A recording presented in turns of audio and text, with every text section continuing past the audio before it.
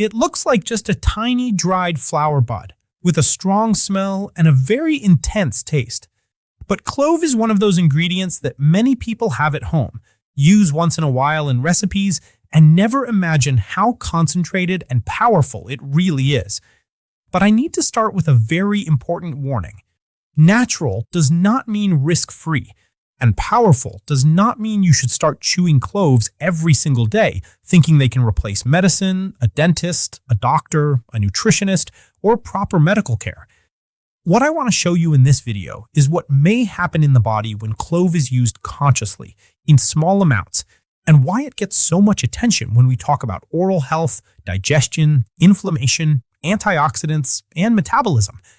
And stay with me until the end, because I will also explain who needs to be careful with cloves. This is the part that almost nobody explains properly.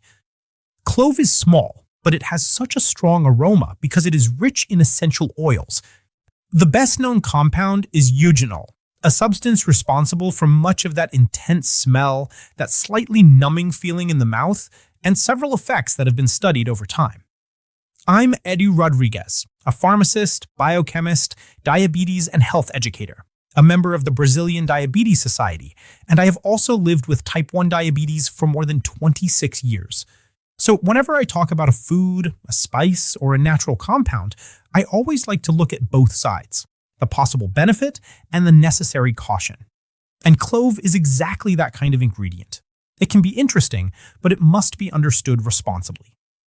The first place where clove may show an effect very quickly is the mouth.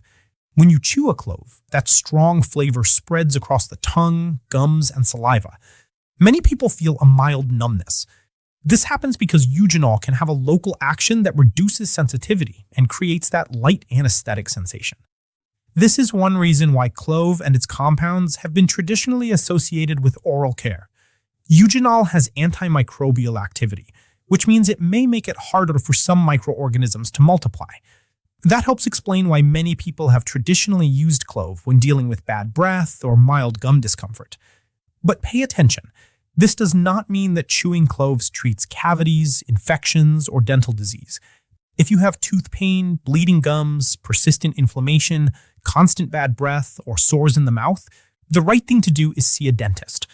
Clove may mask a symptom for a while, but it does not solve the cause of a serious problem. The educational point here is different. The mouth is not separate from the rest of the body. An inflamed mouth with bleeding gums, plaque buildup, and poor oral care can contribute to inflammation and affect overall health. That is why when we talk about health, we cannot think only about the gut, the liver, blood sugar, or the heart. Health also begins in the mouth. The second point is digestion. Clove contains aromatic compounds that stimulate saliva and may help create a feeling that the digestive system is getting ready to work. When you smell something strong and chew something pungent, the body starts producing saliva and preparing for digestion. In many food traditions, spices such as clove, cinnamon, ginger, cumin, and fennel are used to support digestive comfort. It is not just about flavor. Many of these spices contain compounds that may influence intestinal movement, gas formation, and the feeling of bloating. With clove, some people report fresher breath, less heaviness, and less gas when they use small amounts. But here comes another important difference. One thing is using clove as a spice, or chewing one clove occasionally. Another thing is exaggerating, using pure essential oil, taking concentrated capsules, or using it every day without guidance. Clove essential oil is much more concentrated than the clove used in cooking, and high concentration can irritate the tissues, cause burning, nausea, and even bring risks, especially for people with liver problems, people using blood thinners, or people taking several medications.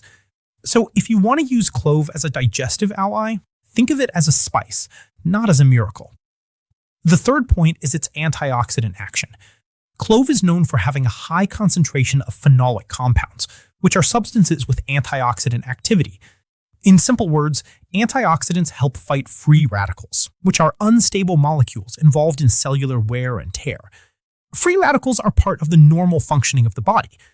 The problem happens when there is too much of them because of poor diet, smoking, excess alcohol, stress, poor sleep, lack of movement, chronic inflammation, and pollution. In this scenario, foods and spices rich in antioxidant compounds can help build a more protective eating pattern. And clove enters this conversation because it is a very concentrated spice.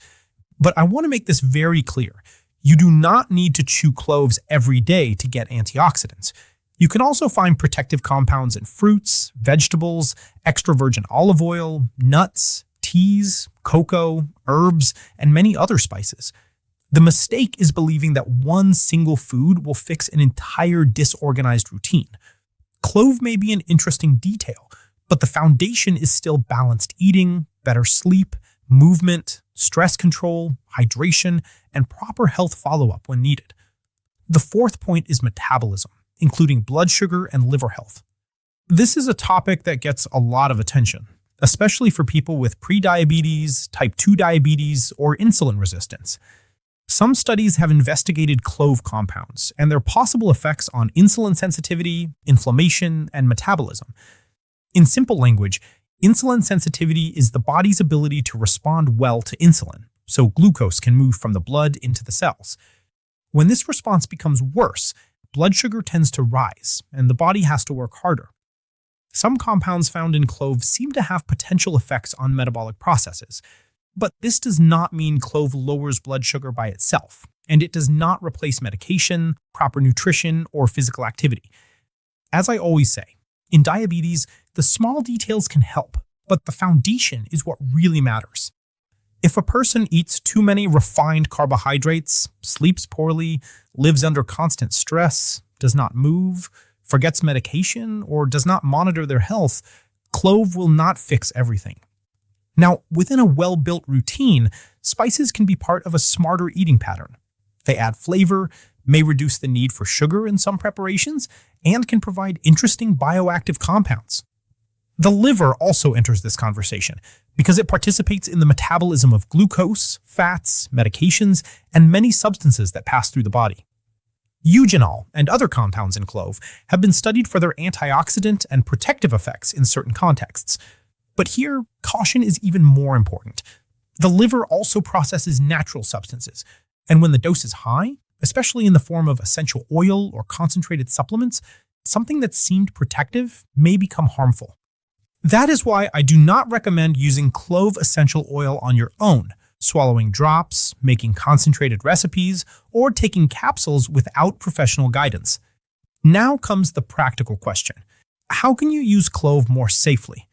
For most people, the safest way is to use it as a spice. It can be used in teas, culinary preparations, recipes with fruit, broths, meats, desserts with less added sugar, or light infusions. Some people like to chew one clove occasionally to freshen the breath. If you do this, it has to be done carefully, without exaggeration, while observing whether it causes burning, irritation, mouth sores, stomach discomfort, or allergy. And I would avoid chewing several cloves every day as if it were a fixed treatment, especially if the person has gastritis, reflux, mouth sensitivity, uses blood thinners, has liver disease, is going to have surgery, is pregnant, breastfeeding, or uses many medications. Children also require extra caution. Essential oils, especially, should not be used in just any way. This is the point that separates health education from dangerous promises. Clove may be interesting for the mouth, breath, digestion, antioxidant support, and maybe as part of a more balanced metabolic routine. But it is not a cure. It is not a miracle remedy, and it should never be used to abandon treatment. And do you know what I think is most important in this conversation? It is understanding that many ancient spices really do have value. Traditional wisdom often observed real effects, but the correct way to use them must consider dose, context, safety, and individuality. What works well for one person may irritate another person's stomach. What seems simple may interact with medications, and what is safe as a spice may not be safe when it becomes a concentrated essential oil. So before thinking of clove as a powerful natural remedy, think of it as a functional spice, rich in active compounds that can be included intelligently in your routine. Use it with respect. Use it with moderation. And never place a spice in the role of a diagnosis, an exam, or a well-monitored treatment. If this video helped you see clove in a clearer and safer way, leave your like, because that helps the channel bring simple and responsible information to more people. And tell me in the comments, do you already use clove in your routine? Do you use it in tea, in food, for breath, or had you never thought about it this way? Share this video with someone who believes that every natural product is always safe, because this information can help prevent exaggeration and help many people use what they already have at home in a better way. And if you like content about health, food, and simple habits explained clearly, subscribe to the channel and stay with me for the next video.